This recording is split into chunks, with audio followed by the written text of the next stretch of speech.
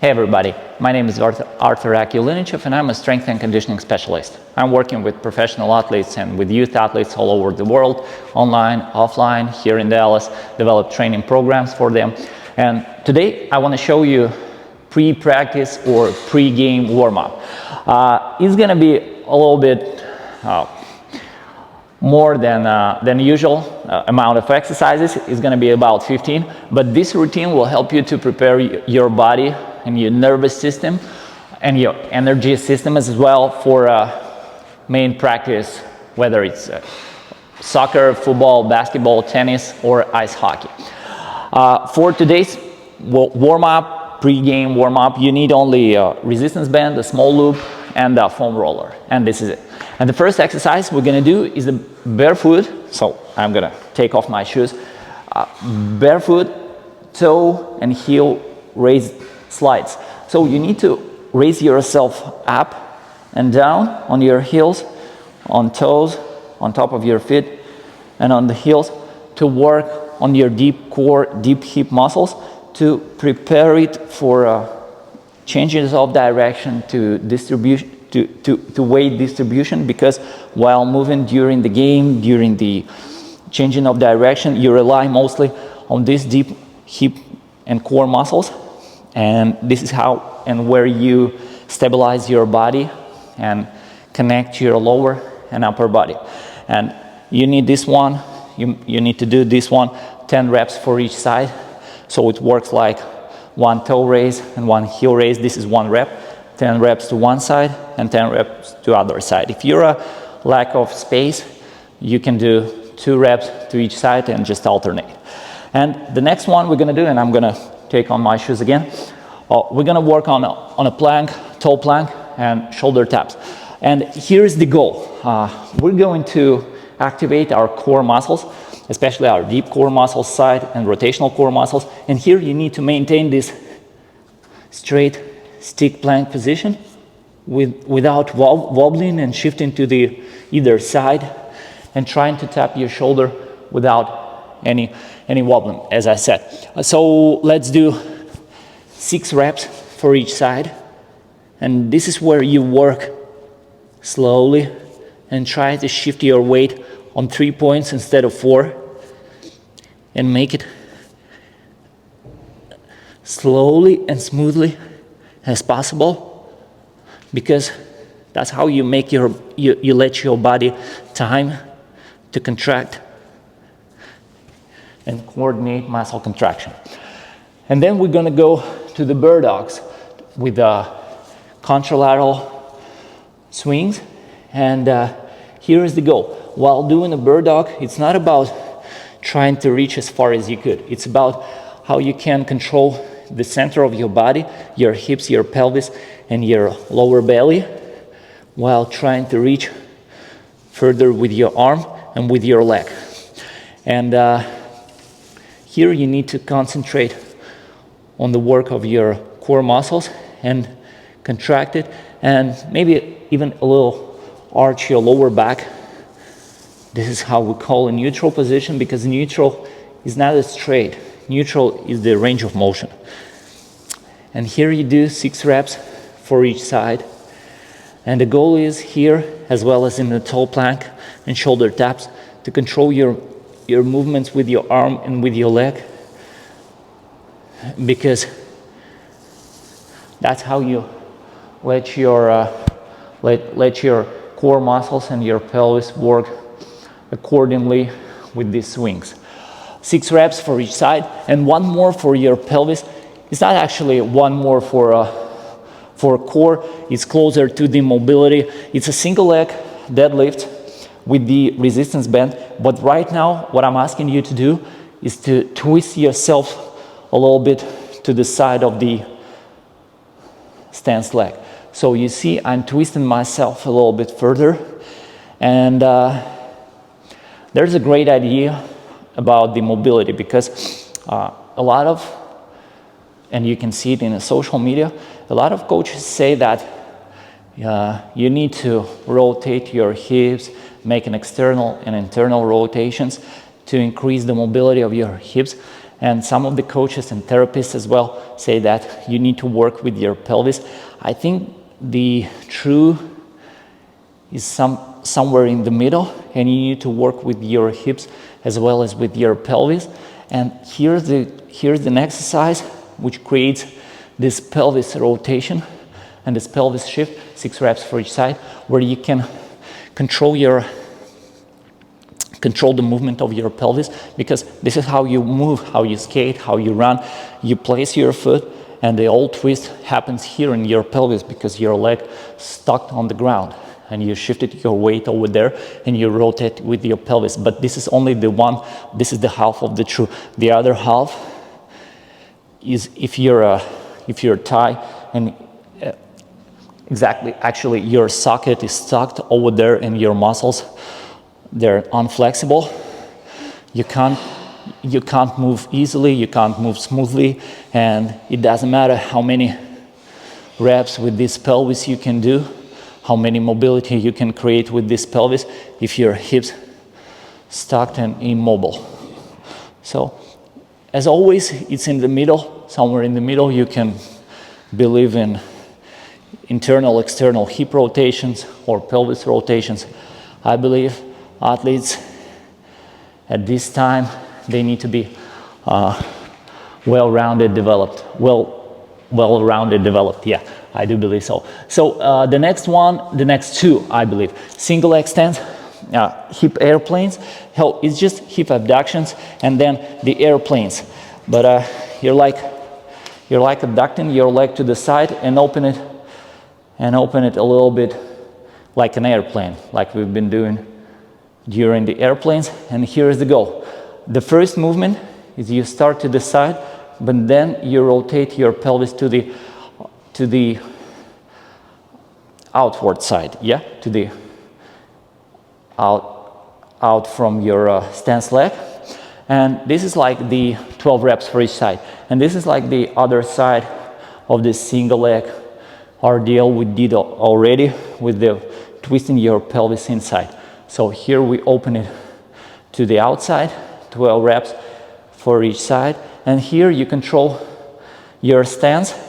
This is the main thing, because firstly it could look like we're working with this leg, and this is true, but it's the same true for your stance leg, how you can control and align your foot, your knee, and your hip and your shoulder with this stance leg, because this is where you create the force. This is where you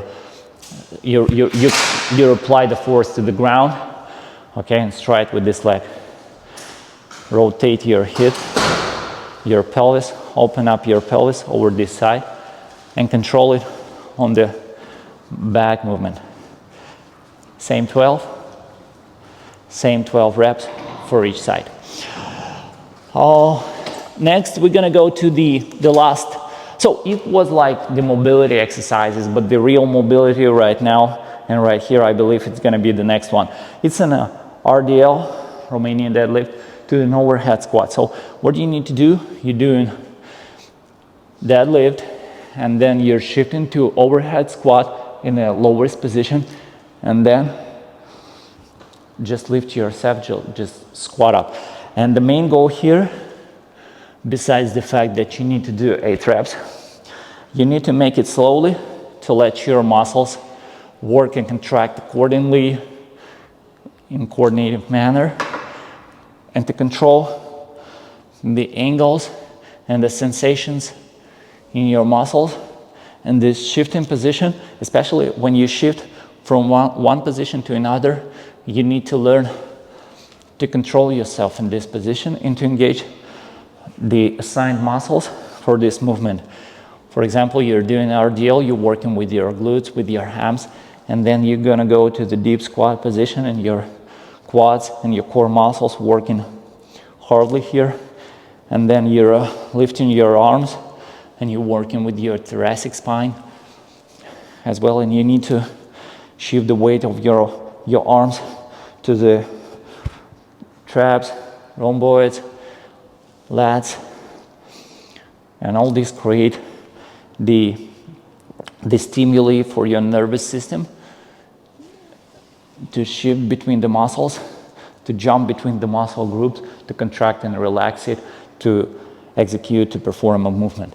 So we did 8 reps, and we finished, by the way, the stance part of the warm-up, and right now it's gonna be overhead A skips and overhead double A skips.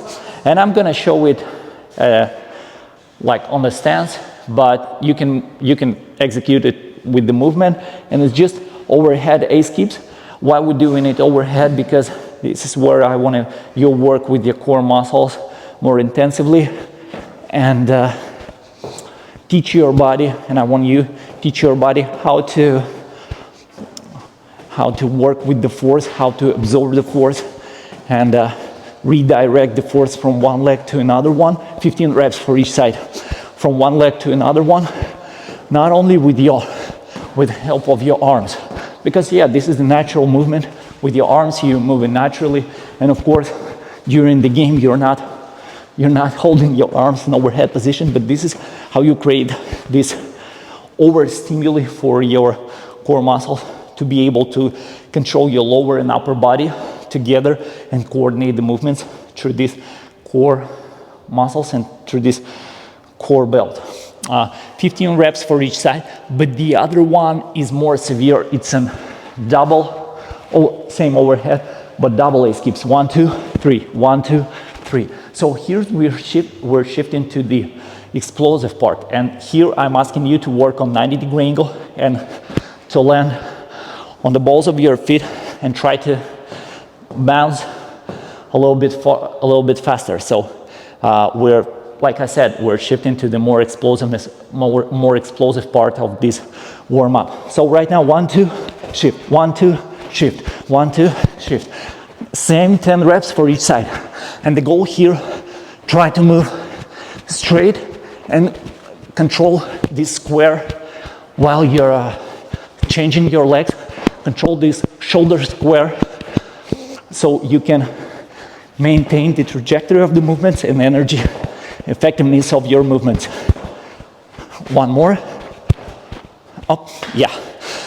So it's only 4 exercises left, and one of these, it's a double Z-shaped side skips. So what's the goal here? Is you doing Z-shape skips and then skip on the other leg. And right now I would like you to work on your ACL, pre-ab, so strengthening your knee, but right now it's not exactly for your ACL, it's for your hip muscles as well as for your ankle muscles, and you need to do six reps for each side. And the goal here is not to move as far as you could, jump, skip as far as you could, but to control yourself in the point of the landing and be able to stock your whole body, your vertical line, your foot, your knee, your hip, your shoulder on the same line while landing. And then I would like you to try this one after 4 reps. After you did that, do a vice versa. Do not control your stocking position. Try to shift only with your leg and keep your body on this same line. So you're doing like that. 1, 2, 1, 2. You see, my body stays on the line and my leg moving accordingly, because that's how I teach my nervous system to find a spot where I can maintain the stability, the balance, and apply the force effectively to redirect my movement. 1, 2, shift, 1, 2, shift. One more time. 1, 2, shift, 1, 2, shift. 6 reps. It's 3 more exercises, and we're shifting to backward hops and backward hops. It's sorry for turning you with my back, but you need to execute hops, perform hops on the balls of your feet, and try to propulse yourself not as far as you could, but I would like to say as high as you could right now, almost on the straight leg with the slight bend in your ankle, your knee, and your hip. And it's 15 reps for each leg. 1, 2, 3, 4. And you're literally propulse yourself backwardly with the placing your foot just a little bit in front of you. So that's how you create the propulsion force for yourself. And then you land and shift your pelvis a little bit forward to create this diagonal line to propulse yourself backwardly. And this is 15th. And the other one, and I need to turn to you with my back again, is the same skips, but with the curve. So you like curving with one leg to another leg, one side to the other side. And this is where you work. This is like more specific work with your hip muscles, with your ankles, for your knees as well. Because while the changing of direction during the game, during the practice, you need to move with your hip in different angles, in different directions, to place it and land in different directions after strides, after decelerations and accelerations.